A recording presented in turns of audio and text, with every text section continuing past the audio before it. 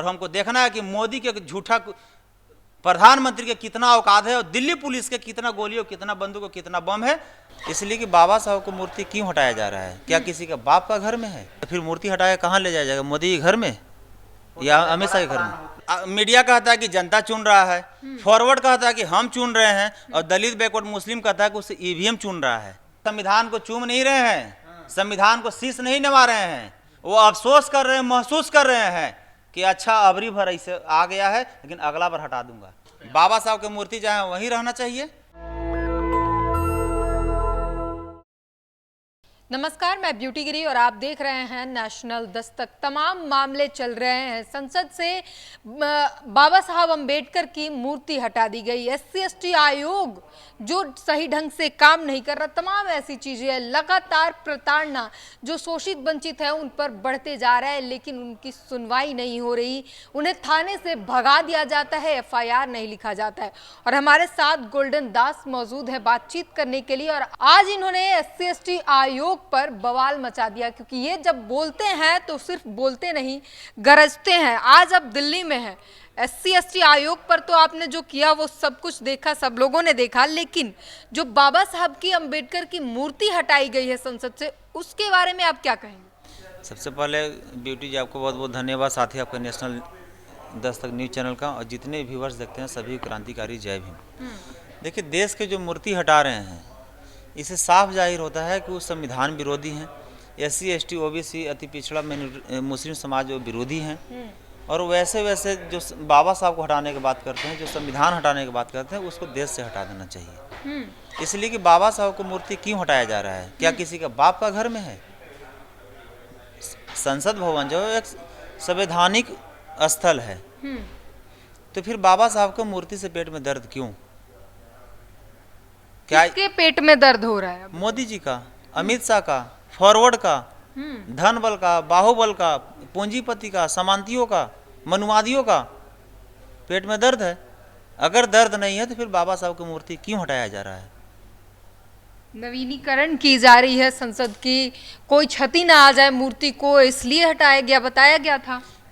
आपका कहने का मतलब है कि यहाँ ये संसद भवन से मूर्ति हटाकर नया संसद भवन में शिफ्ट किया जाएगा, यही कहना है ना आपका? नए संसद भवन में तो नहीं किया जाएगा। तो फिर मूर्ति हटाया कहाँ ले जाया जाएगा? मोदी के घर में या अमित शाह के घर में? और बड़ी मूर्ति लगाई जाए। भाई साहब, 500 अरब का और 500 करोड़ का पुल बन जा रहा है, 500 करोड़ का आपको स्टेडियम बन जा रहा है, और जो देश का मालिक हैं, जो देश का संविधान रचयिता हैं, उनका मूर्ति बनाने में आपको बेटा क्यों मर जा रहा है? क्या मोदी के बाप के घर से पैसा खर्च करना पड़ रहा है? क्या मोदी के बाप से देश चलता है कि डॉक्टर भीमराव अंबेडकर जी के लिखा हुआ संविधान से चलता है? क्या मोदी को या अमित शाह को अपना घर बेचकर बाबा साहब को मूर्ति बनाना पड़ेगा?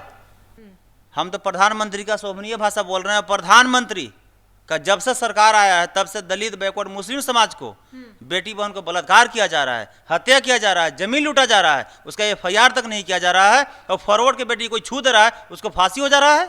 ये कौन सा अशब्द और शब्द का पाठ पढ़ाना चाह रही मीडिया महोदय? फिर भी तो मोदी जी ही जीत रहे हैं। देखिए, आप लोग देश का चौथा स्तंभ है, और सच के साथ रहिए, ना कि मोदी के साथ रहिए।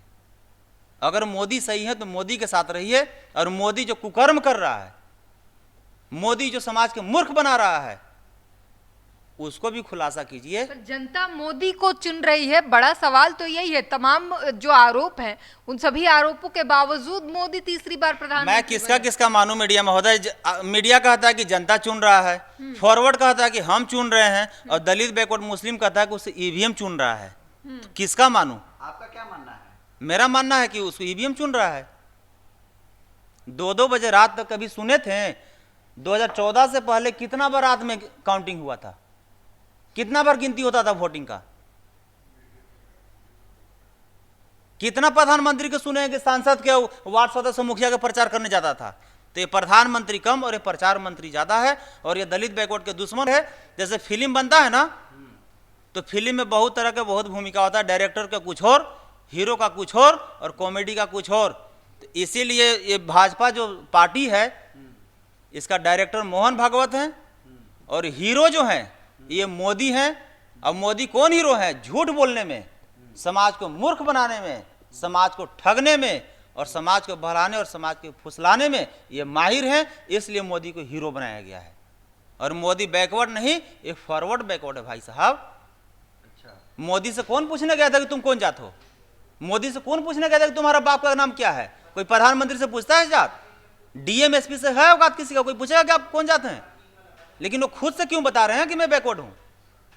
अगर बैकवर्ड आप हैं तो भारत में 28 राज्य है ना, 28 राज्य में कितने बैकवर्ड समाज के डीजीपी और मुख्य सचिव? हमको डाटा कार्ड को दिखाइए। मैं जिस राज्य से बिलोंग करता हूं मीडिया महोदय, वहां 38 जिला है और 38 जिला में आधा से अधिक फॉरवर्ड आईएएस और आईपीएस है। जो कि बिहार में जातीय जनगणना भी हो। जातीय जनगणना क्यों हुआ था? कि जिसकी जितनी संख्या भारी उसकी उतनी हिस्सेदारी होगा। तो 90% प्लस एससी एसटी ओबीसी और मुस्लिम को वहां आबादी पाया गया, तो फिर 90% आईएएस आईपीएस और एसडीओ सीओ बीडीओ थाना अध्यक्ष बिहार में बहाल क्यों नहीं? लेकिन अब तो सर, कोर्ट उनके अंदर टैलेंट है तो कौन बनेगा? वो एग्जाम दे रहे हैं, वो क्रैक करके जा रहे हैं। भाई साहब टैलेंट की बात मत कीजिए। टैलेंट की बात कीजिएगा तो फिर मैं जाति पाति पर आ जाऊंगा। इसलिए कि मैं संविधान को मानने वाला हूं और बाबा साहब के मानने वाला हूं, इसलिए मैं किसी जात को नहीं मानता हूं। नहीं तो आपको क्या लगता है कोई आईएएस कैसे? अगर जात पर अगर जाइएगा तो डॉक्टर भीमराव अम्बेडकर से बड़ा कोई फॉरवर्ड चाहे कोई भी काबिल या ज्ञानी पैदा लिया धरती पर? किस टैलेंट की बात कर रहे हैं भाई साहब? अगर टैलेंट फॉरवर्ड ही था तो फिर देश का संविधान फॉरवर्ड क्यों नहीं लिखा? एक दलित एक शूद्र समाज के बेटा से क्यों लिखवाया गया? किस टैलेंट की बात कर रहे हैं भाई? जो टैलेंटी जो ज्ञानी होता है, अनिल किशोर यादव एडी जी कमजोर वर्ग के थे, उनसे बड़ा दबंग, उनसे बड़ा ईमानदार और उनसे बड़ा वनिष्ठ और उनसे बड़ा ज्ञानी कोई आईपीएस पूरे यदि भारत में नहीं है। मैं लिख के दे रहा हूं। उनको जानते क्या किया गया? बिहार से उनको भोपाल भगा दिया गया। किस टैलेंट की बात कर रहे हैं? तो इसलिए मोदी के अगर औकात है तो संविधान छू के दिखाए। और मोदी को असली औकात दिखाने आया हूं। 26 तारीख के जंतर मंतर में आंदोलन है और हमको देखना है कि मोदी के झूठा प्रधानमंत्री के कितना औकात है और दिल्ली पुलिस के कितना गोली और कितना बंदूक और कितना बम है, मैं देख लूंगा। और 26 के बाद बाबा साहब को लड़ाई भी लड़ा जाएगा, बाबा साहब को मूर्ति को बचाया भी जाएगा। ये लड़ाई बाबा साहब की मूर्ति का नहीं है भाई, ये लड़ाई एससी एसटी ओबीसी मुस्लिम समाज का मान सम्मान की लड़ाई है। ये एससी एसटी ओबीसी और मुस्लिम समाज का हक और अधिकार की लड़ाई है। ये डॉक्टर भीमराव अंबेडकर को अगर कोई आलोचना करता है, जब बाबा साहब जैसे जैसे को सम्मान मोदी नहीं देगा। नहीं, प्रधानमंत्री मोदी जी संसद भवन में जाते हैं, संविधान को चूमते हैं, शीश नवाते हैं, तो आप कह रहे हैं कि मीडिया महोदय संविधान को चूम नहीं रहे हैं, संविधान को शीश नहीं नवा रहे हैं। वो अफसोस कर रहे हैं, महसूस कर रहे हैं कि अच्छा अबरी भर ऐसे आ गया है, लेकिन अगला बार हटा दूंगा। अगर कोई किसी को पैर छूता है तो ये मत सोचिए कि वो आपको सम्मान कर रहा है, आपको स्वार्थ के लिए भी किसी को पैर छुआ जाता है मीडिया महोदय। और गरज में गधा के भी बाप कहा जाता है। और अगर भारत का लोग इतना जाग गया है कि मोदी को बैक फुट पर ला दिया है, अगर ईवीएम और रात तक गिनती नहीं होता तो मोदी प्रधानमंत्री दूर की बात है विपक्ष में बैठने के लायक नहीं होता।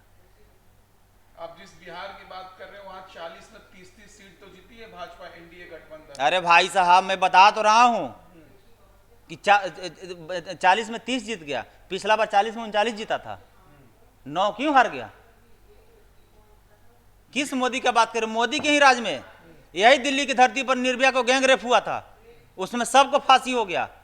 और यही दिल्ली के धरती पर मोदी के राज में बहन प्रोफेसर रितु सिंह को बर्खास्त कर दिया गया। झूठा केस में कितना मुकदमा किया गया, पुलिस के द्वारा कितना प्रताड़ित किया गया, पुलिस के द्वारा लाठीचार्ज किया गया, पुलिस के द्वारा कितना उनके साथ बदतमीजी किया गया। क्या मोदी को लंकवा मार दिया? क्या मोदी को सांप सूंघ लिया? क्या प्रोफेसर रितु सिंह देश का बेटी नहीं थी?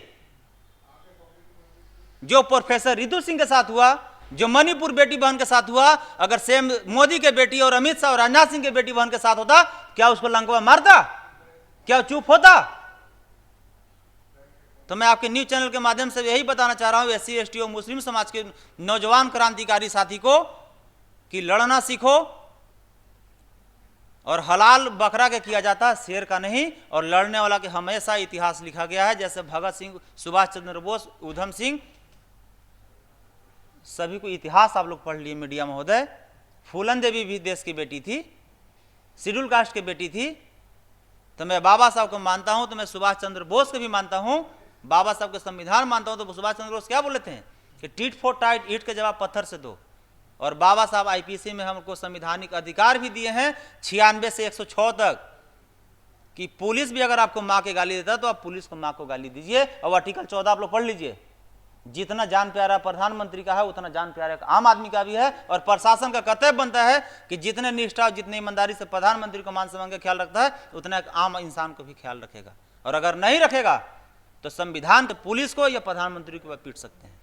चलिए सर, एक आखिरी सवाल, क्या बाबा साहब की मूर्ति को वहीं रहने देना चाहिए या क्या सोचते हैं? बाबा साहब की मूर्ति जहाँ वहीं रहना चाहिए। और अगर कहीं और कमी है तो वहाँ नया मूर्ति बनवाकर और वहाँ स्थापित किया जाए। इसलिए कि जो धरती पर है वो मोदी का बाप का धरती नहीं है, जो जगह पर है वो मोदी का बाप का जगह पर नहीं है, वो सरकारी जगह पर है, वो संवैधानिक जगह पर है। तो ये गोल्डन दास है और जैसा मैंने पहले ही कहा था कि ये बोलते नहीं गरजते हैं और साफ कह रहे हैं दिल्ली आए हैं और बाबा साहब की जो मूर्ति हटाई गई है उसका हिसाब लेकर जाएंगे और मूर्ति वहीं पर लगवाएंगे। पुलिस में कितना दम है ये भी हम देख लेंगे 26 तारीख को। पूरी जब बातचीत पर अपनी प्रतिक्रिया जरूर दीजिए। कैमरामैन आशीष के साथ ब्यूटी गिरी, नेशनल दस्तक। नेशनल दस्तक की आपसे गुजारिश है कि अगर इसको बचाना चाहते हैं तो नेशनल दस्तक को सब्सक्राइब करने के लिए रेड कलर के सब्सक्राइब बटन को दबाएं, फिर बेल आइकन की घंटी दबाएं। नेशनल दस्तक को बचाने के लिए बहुत जरूरी है कि हर खबर को शेयर करें, लाइक करें, कमेंट जरूर करें।